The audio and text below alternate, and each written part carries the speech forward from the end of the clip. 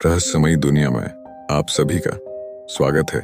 इस चैनल में आप सभी को डरावनी और सच्ची भूतिया कहानी सुनने को मिलती है। दिवाली की खौफनाक रात। दिवाली का दिन बहुत ही बड़ा दिन होता है, खुशियों का दिन, रोशनियों का त्यौहार, और इस दिन हर घर रोशनी से जगमगाता रहता है। मगर कुछ लोग नहीं जानते हैं कि दिवाली की रात अमावस की रात होती है, एक ऐसी काली रात जिसमें काली शक्तियां अपनी चरम पर होती हैं। ये कहानी हिमाचल प्रदेश के एक छोटे से गांव गोपालपुर की है। दिवाली की खुशी में पूरा गांव झूम रहा था। सारे घर रोशनी से जगमगा रहे थे, सड़कों पर रंगोलियां बनी हुई थीं, बच्चे खूब मस्ती कर रहे थे। दिया, पटाखे और रंगोली से ये रात चमक रही थी। सारे गांव वाले बहुत खुश थे, मगर गांव वालों को जरा सा भी अंदेशा नहीं था कि उनका गांव उस रात शमशान बनने वाला था। विजय एक नौजवान लड़का था जिसकी उम्र 19 साल थी। वो छत्तीसगढ़ से अपनी मेडिकल की पढ़ाई कर रहा था। विजय को अनजान जगह पे जाने, उसकी छुपी हुई कहानियों और रहस्यों को जानने का बड़ा शौक था। एक दिन वो अपने गांव दिवाली की छुट्टी पर आ रहा था। उसके साथ उसके दोस्त राहुल, अविनाश और आकाश उसके गांव घूमने आ रहे थे। विजय और उसके दोस्त दिवाली के दिन बहुत ही मस्ती कर रहे थे। वो लोग गांव के बाहर घूम रहे थे। तभी विजय को कुछ ख्याल आया और उसने अपने दोस्तों को एक जगह चलने को कहा। जब उन लोगों ने पूछा कि जाना कहाँ है, तब विजय ने उसे गांव से बाहर एक घर के बारे में बताया। उसने बताया कि गांव से बाहर एक खंडित घर है। गांव वाले कहते हैं कि उस घर में बहुत साल पहले एक सौदाइन रहा करती थी।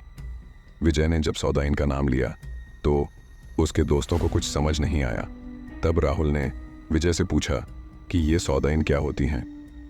विजय ने सबको बताया कि सौदाइन वो होती है जो काला जादू और टोना करती है, जिसे वो लोगों को नुकसान पहुंचाती है। विजय ने विस्तार में बताया कि जब कोई इंसान सौदाइन बनता है तो वो अपनी नाखून की बलि देता है। विजय सबको लेके उस जगह पहुंच जाता है। जब वो सब वहां पहुंचे तो उन सब ने देखा कि वहां का माहौल बहुत ही खौफनाक था। अविनाश ने जब गौर से देखा तो वहां एक नहीं 3-4 घर थे और सारे घर खंडर बने हुए थे। तब अविनाश ने विजय से पूछा, इसमें से सौदाइन का घर कौन सा है और ये बाकी के घर किसके हैं? विजय ने बताया कि यहाँ भी कुछ गांव के लोग रहते थे, पर जब से उस सौदाइन को गांव वालों ने मारा था तब से ये जगह खंडर हो गई थी। यहाँ के लोगों का कहना था कि उन्हें सौदाइन की आत्मा दिखती है और वो सब चैन से नहीं रह पाते थे। कहते हैं कुछ लोगों की तो यहाँ पे बहुत ही अजीब तरीके से मौत भी हुई थी। ये सब देखकर यहाँ के सारे गांव वाले अपना घर छोड़कर चले गए। अविनाश ने फिर विजय से पूछा कि गांव वालों ने सौदाइन को क्यों मारा था। विजय ने बताया कि गांव वालों को पता चल गया था कि ये औरत एक सौदाइन है और ये काला जादू करती है, इसलिए गांव वालों ने उसके घर में आग लगा के उसे मार दिया।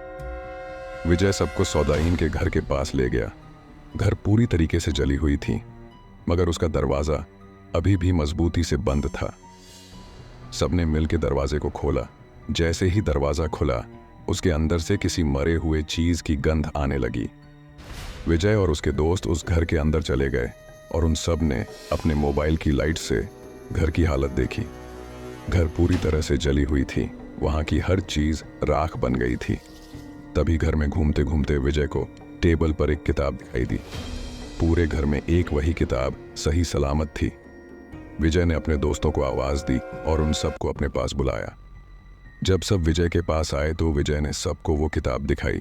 सब ने जब उस किताब को सही से देखा तो किताब के कवर पर लिखा था, काली शक्तियां और तंत्र मंत्र की किताब। विजय को ये किताब बहुत पसंद आई। उसने जल्दी से उस किताब को खोला। किताब के अंदर बहुत सी विधियां लिखी हुई थीं, मगर किसी को भी उस किताब की भाषा समझ नहीं आ रही थी। तभी उस घर में एक डरावनी सी हंसी गूंजती है।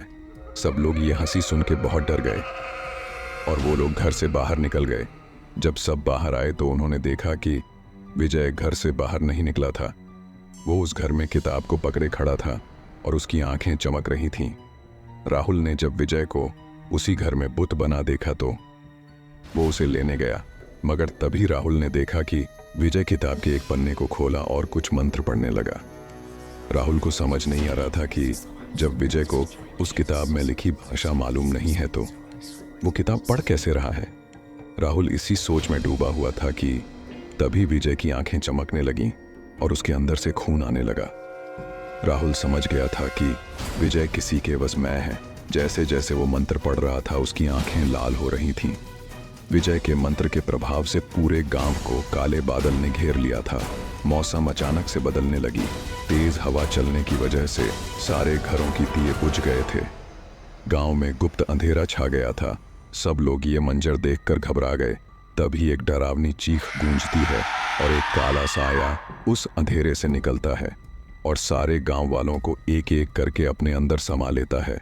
इधर विजय सौदाइन के घर पर मंत्र पढ़े जा रहा था। उसके दोस्त उसे रोकने की कोशिश करते हैं मगर वो मंत्र पढ़ना बंद नहीं करता। तभी एक काला साया वहां आता है और विजय के सारे दोस्तों को भी अपने अंदर समा लेता है। विजय की भी हालत खराब हो रही थी। वो जैसे जैसे मंत्र पढ़ रहा था उसकी आंखों से खून निकल रहा था। अचानक से उसने मंत्र पढ़ना बंद कर दिया और वहीं बेहोश हो गया। मंत्र पढ़ना जैसे ही बंद हुआ गांव से सारे काले बादल छंट रहे थे। गांव से जब बादल हटे तो गांव पूरा सुनसान हो चुका था। जो गांव कुछ देर पहले जगमगा रहा था अब वो अंधेरे में डूबा हुआ था। गांव के सारे लोग गायब थे।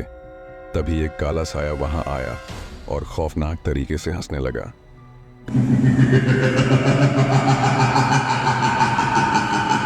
गांव के सारे लोग कहाँ गायब हो गए थे। विजय और उसके दोस्तों के साथ क्या हुआ और ये काला साया किसका था।